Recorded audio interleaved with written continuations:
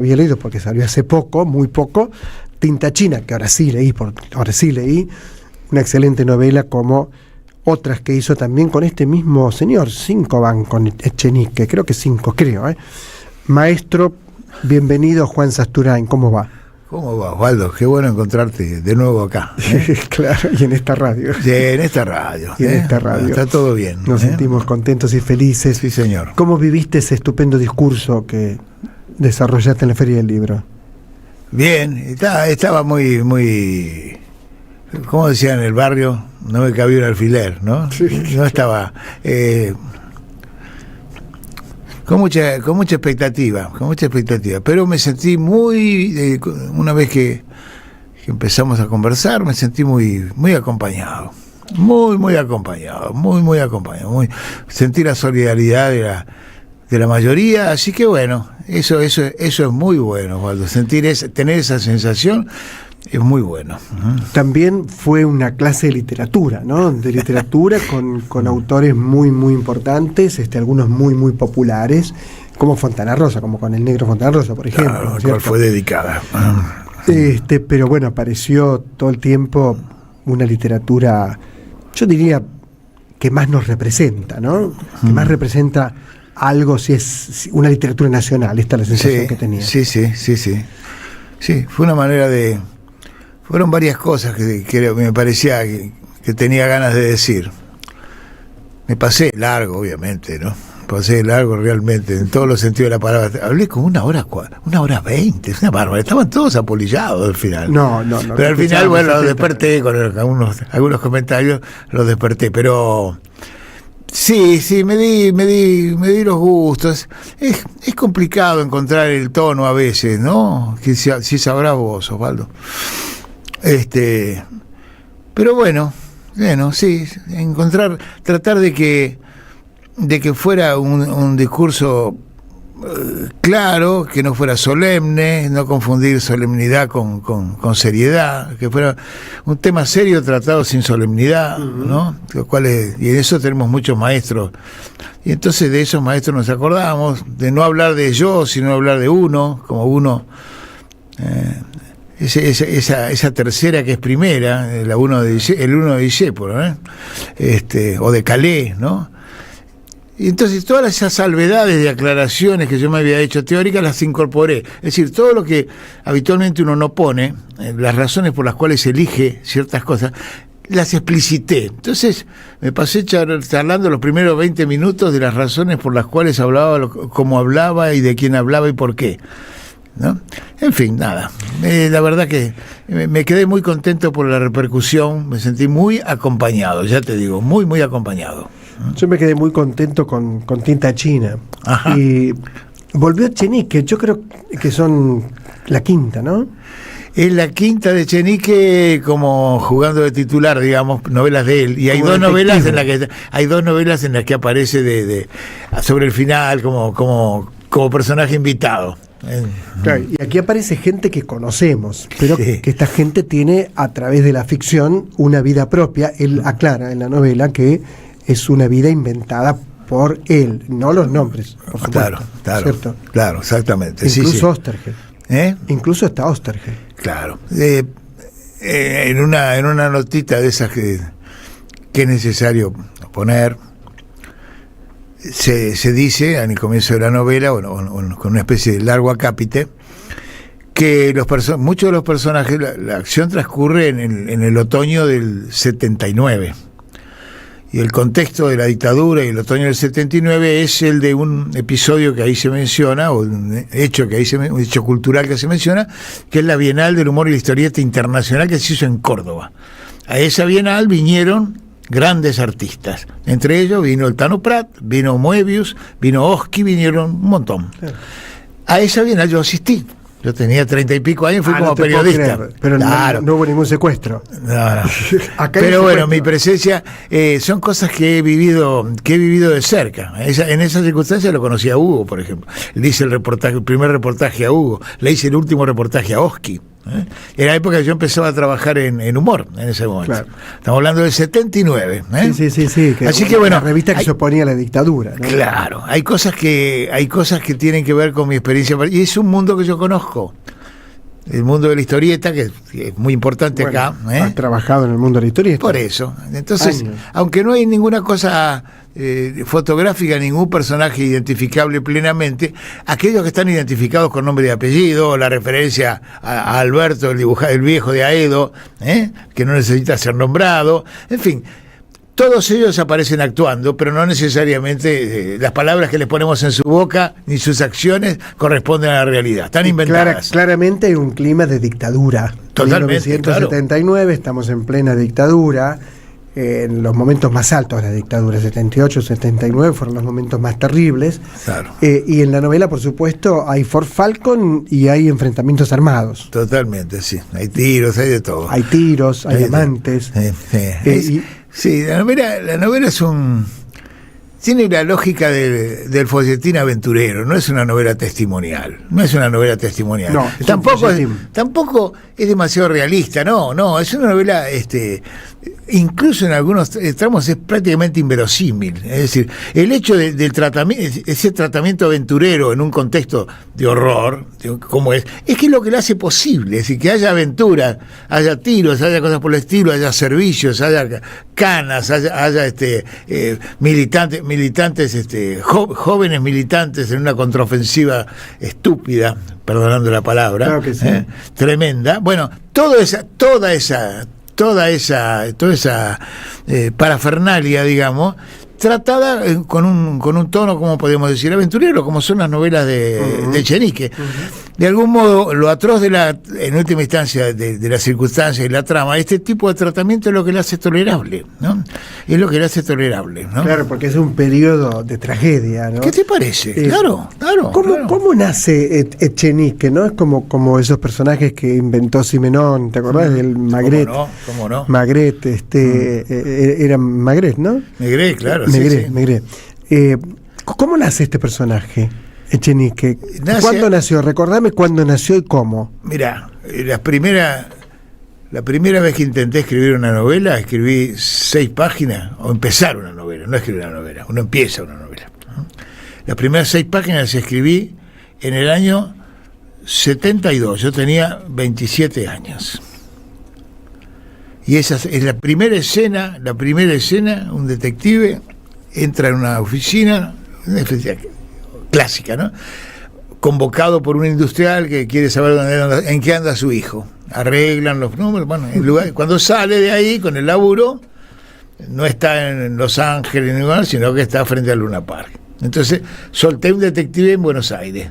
Esa novela, que fue Manual de Perdedores, la primera versión. Claro, Manual de Perdedores. La primera versión. Me acuerdo. Que por suerte, esa versión que la terminé en el 75, esa por suerte no salió. Porque no era muy buena. Pero salió una que yo leí, Manual de Perdedores. Claro, después escribí otra ya con el personaje que se llamaba Echenique, con el gallego García, el mozo del Bar Ramos de la calle Corrientes. Y eso es la otra historia. Cuando junté las dos historias en el diario La Voz, en el año 82-83, ahí surgió Manual de Perdedores y la publiqué hace mucho tiempo. Ahora, es fascinante esto que logran los escritores, que es reconstruir un Buenos Aires que casi ya no está. Ese Buenos Aires. Esto me impresiona mucho, lo hizo Borges con Fervor de Buenos Aires. Claro. Él habla de un Buenos Aires que ya había terminado. Y cuando uno lee la novela Tinta China, está muy presente Buenos Aires, están esquinas absolutamente conocidas, reconocibles, pero ya no son esas esquinas, ni Palermo es ese Palermo que describe Juan en el año 79, que sí lo era. Lo que pasa es que Echenique, digamos, yo tenía 20 y pico y 30 años cuando él tenía 67. Ahora yo tengo casi 80 y él tiene 67. Es decir, él sigue moviéndose. Sí, hacelo conmigo también. Hagámoslo con nosotros, eso, por favor. No, pero eso es muy raro, Osvaldo. Si pones a pensar, yo cuando era un muchacho de 30 años, en las postrimerías en el comienzo de la dictadura. Tenía 30 años, terminaba esa novela, veníamos con toda la tragedia y la sangre en la calle, ¿no es cierto? Veníamos de ahí. Yo tenía 30 años, había pasado todo lo que había pasado y estaba pasando. Veía a un hombre de 60 y pico años, que era un jubilado y había sido ex policía, con una mirada. Después he tenido la edad de él en los años 90, cuando escribía alguna de las novelas. Y ahora soy bastante mayor que él. Y él sigue en el mismo lugar. La mirada se va modificando con el tiempo. Mi mirada respecto del personaje y respecto de los aconteceres. Claro. Eso es medio raro, pero bueno. Igual el personaje tiene características similares, ¿no? No, el personaje, el que cambia es uno, el personaje está ahí. Sí. Mira una cosa, pensemos una cosa, el personaje fijo, porque en el policial pasa mucho. Conan Doyle escribió el primer Sherlock Holmes, 1880 y pico largo. Mira. El último, cerca de 1930. ¿Y es Sherlock Holmes? ¿Qué hace? ¿Qué hace de los carros a claro, es el detective. ¿Qué Sherlock Holmes es ese? ¿En qué momento lo congeló para poder seguir? Y el padre Brown también vivió 25 años en las novelas en los cuentos de Chesterton y nunca se movió de ahí. Es decir, los pueblitos que cuenta Chesterton en los años 20 y pico, 30, son los mismos de principios de siglo en Inglaterra.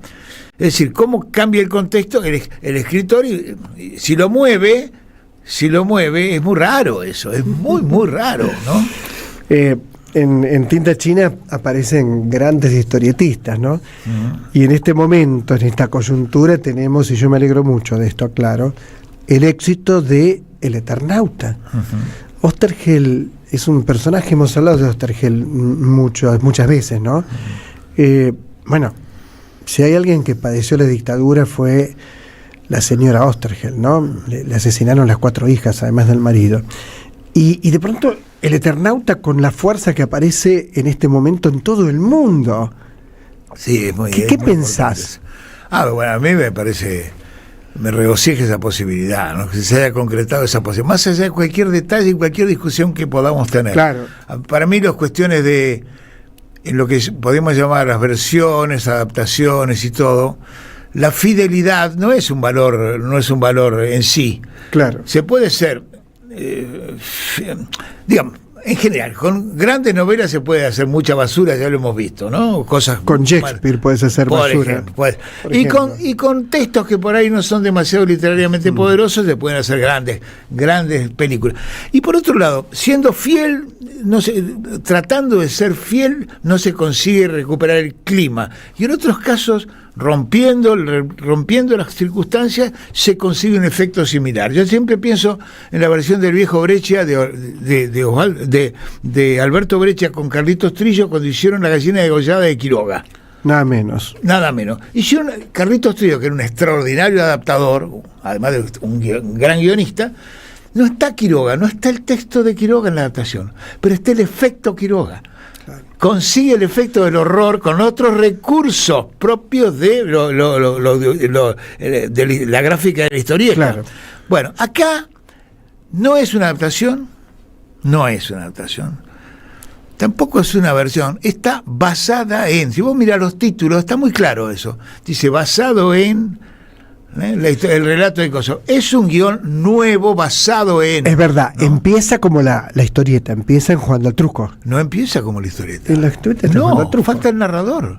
Falta el narrador, es cierto. Falta el narrador. Y ese es un detalle básico, maldito. Es un detalle básico. La historia se la encuentran, uno se encuentra ante la historia, pero en Oesterheld, en el caso del Eternauta, es como en Conrad. Casi siempre hay un receptor del relato. A alguien le cuenta el relato a otro. Y en este caso, a Oesterheld, que está al narrador, que no es Oesterheld, el narrador, digamos, el guionista, el narrador, se le corporiza un tipo delante en esa famosa escena inicial de la historieta. Claro. Y ese es portador de la historia. Claro, ese acá le no cuenta está, ese que se corporiza acá no está. Claro. No. Por eso, En la serie, ¿no? Claro, ese es un detalle muy importante, porque cuando termina el relato original, de 57 a 59, cuando termina el relato, ¿qué pasa? Aquel portador de la historia que vino y la contó, desaparece, se va, y el guionista se queda con una historia de algo que todavía no sucedió. Entonces mira a pantalla y dice, ¿será posible que va a ser atomizada Buenos Aires dentro de 2 años? Porque todo transcurrió en el 63, dicen, ¿no? Dentro de 2 años, ¿qué puedo hacer? Eso es buenísimo. ¿Qué puedo hacer? ¿Será posible? Voy a contarla para ver si puedo evitar que suceda. Esa es una pelota que tiene el narrador, ¿no? Bueno, eso lo han obviado. Bueno, son riesgos, ¿no? Ahora, el éxito descomunal ubica no solo a Oesterheld, ubica una problemática de una enorme vigencia, aunque el género no sea un género realista. Claro, totalmente, ¿no? Totalmente. Hay que tener en cuenta que el contexto en que Solano López y Germán Oesterheld hicieron la historia era el contexto de los años 50, Guerra Fría, traspuesta paranoicamente en la invasión extraterrestre por el cine, claro. El cine clase B norteamericano, claro. Con el plato volador en medio de un pueblo del medio oeste, los tanques alrededor, sí. Los monstruos que se movían un poco torpemente. Sí, torpemente. Ese más que la literatura, aunque hay Amo de títeres de Heinlein, que es una base que Oesterheld tomó para los hombres captados por... Pero ese es el imaginario que Solano dibujó. Solano dibujó esas películas, son blanco y negro. Claro. Blanco y negro. Eso es lo que Solano dibujó y Héctor elaboró, claro, a partir del mundo de Oesterheld. A Oesterheld el primer tema que le interesó no era la invasión, el primer tema le interesó la situación Robinson, es eso, claro. Él lo formuló, los hombres, y no el hombre solo, no Robinson solo, sino Robinson, el grupo aislado por la muerte como antes por el mal. El tema de la muerte además, en fin, ni hablar, ¿no? Hay algo para celebrar que en la Feria del Libro fue uno de los libros, si no el más, vendido de la Feria del Libro. Sí. Es decir, El Eternauta. Maravilla total. Y bueno, es el mito más poderoso y convocado, el relato mítico que la Argentina ha generado en el siglo XX. No hay otro relato, ni novela, ni película, ni historieta, ni obra de teatro, que haya tenido la capacidad como de generar una aventura clásica, toca cosas o generó cosas que no estaban además surgió, por eso hacemos el paralelo siempre con el Martín Fierro, surgió en la periferia de la cultura, no surgió en un lugar central, como suele pasar casi siempre. Las cosas importantes pasan cuando nadie las ve, claro. ¿No es cierto? El jazz, ¿quién lo esperaba? Claro. Y apareció. El tango, ¿quién lo esperaba? Apareció de los bordes. Era pecado, el tango era pecado. Bueno, ¿no? Y el jazz también, y la historieta, ¿qué? La historieta, nada, ¿viste? Unos dibujitos. Unos dibujitos que los consumía un público no calificado. Es verdad. O los chicos o los casi iletrados. Bueno. Hace un tiempo me crucé con Juan, sí. Y le conté que estaba leyendo sus cuentos, no completos, pero un tomazo de muchas páginas, ¿no? Y es verdad, todas las noches me leía uno, ¿no?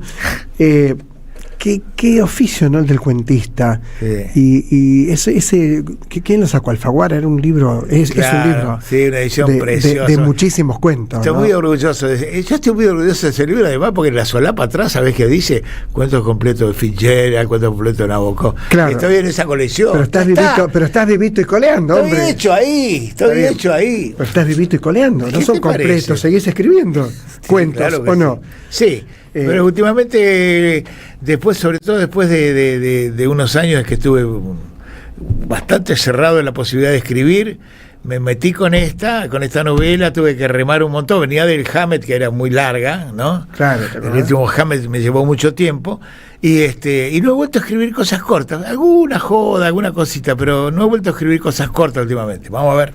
Cuando te metes en una novela te toca todo, ¿no es cierto? Estás todo el tiempo pensando en la novela, en los personajes. Sí. Además yo soy bastante despelotado para trabajar. Digamos, trabajo no tengo un plan estricto, no. Yo voy a ver qué pasa. Por ejemplo, no quiero exagerar, pero las primeras páginas de Tinta China son del año 88.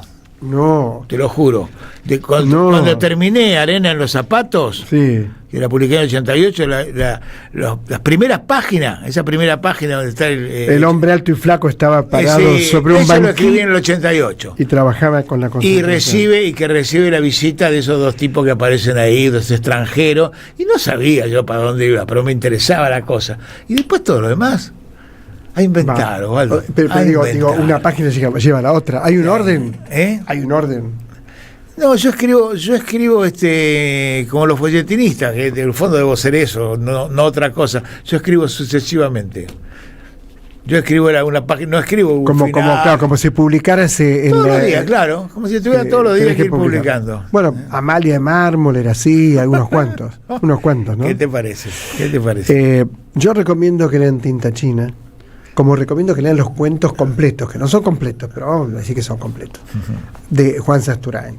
Porque seguramente te va a deparar todo lo que me depara a mí leer otras poéticas, ¿no? Porque uno dice, Sasturain, ¿a quién se parece? No sé, la verdad no sé exactamente, pero tiene una poética. Vos lo lees y decís, bueno, acá está Juan Sasturain, que no es poco, señores, ¿no es cierto?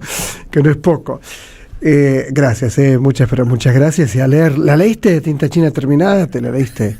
Sí, quedó bien. Metí algunas patas, Miguel Torres me mostró algunas incongruencias que trataré de corregir en algún momento. Bueno. Me dice Miguel que en el 79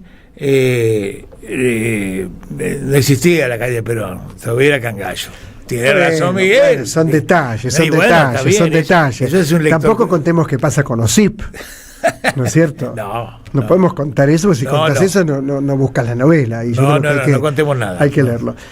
Muchas gracias, Juan. Muchas gracias a vos, viejo. Mucha suerte con el programa y con el trabajo. Estamos contentos. Juan Sasturain, por supuesto, en este programa que tanto queremos, que tanto nos gusta hacer, El Refugio. Deja tu mensaje en nuestra línea de oyentes de WhatsApp. 11 3000